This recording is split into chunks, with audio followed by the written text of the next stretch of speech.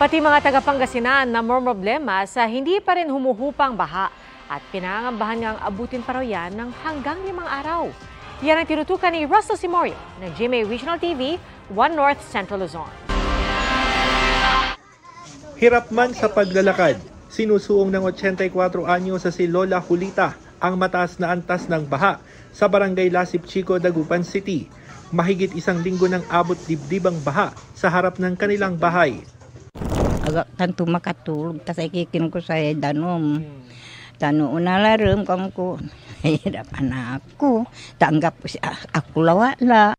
Sumasakay naman ng balsa si Raquel, kasama ang 2 maliliit na anak.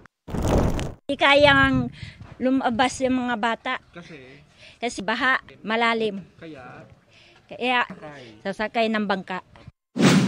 Kahit nananatiling mataas ang antas ng tubig dito sa Barangay Lasip Chico, Dagupan City, ilang pamilya pa rin ang piniling manatili na lang sa kanilang mga bahay at hindi na lumika sa evacuation center dahil may ikalawang palapag naman ang kanilang mga tahanan. Pero bagamat sanay na ang mga residente sa taon-taon na lang na pagbaha, malaking perwisyo at kalbaryo pa rin ito sa kanilang kabuhayan. Pagod na sa paglilinis ng bahay si Aling Gloria dahil sa hindi humuhupang baha. Mahirap po ang sitwasyon namin kasi malalim dito sa amin. Nasa taas po kami. Nandun sa taas lahat. Pati yung mga gamit, mga hayop. Inaasahang aabutin pa ng 5 araw ang baha sa mga low-lying barangay dahil walang aagusan ng tubig. Puno at barado ang mga drainage canal habang nananatiling mataas ang antas ng Pantal River at Sinukalan River. Bukod sa Barangay Lasip Chico, mataas pa rin ang tubig sa Barangay Maluwod, Lasip Grande, Bacayao Sur, Pugot Chico at Barangay Pantal. Ayon sa City Disaster Risk Reduction and Management Office, bahagyang bumaba ang high tide sa maghapon sa lungsod. Pero aminadong mahihirapan pa rin dumaan sa main road ang mga light vehicles.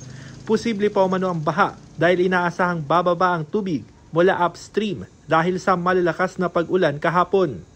Another one is pag umulan din doon sa kabundukan natin kasi alam niyo naman kasi itong previous na baha natin ay galing sa bundok. Sa ngayon, malakas ang ulan. Sa Calasiao, problemado na ang mga residente sa abot hitang baha.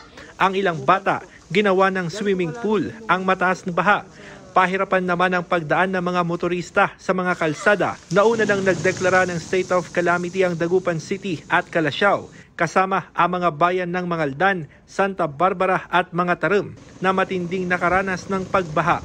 Para sa GMA Regional TV 1 North Central Luzon at GMA Integrated News, Russell Simorio, nakatutok 24 oras.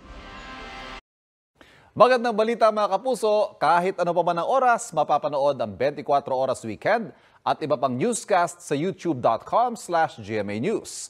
I-click lamang ang subscribe button. Sa mga kapuso abroad, maaari po kaming masubaybayan sa GMA Pinoy TV at www.gmanews.tv.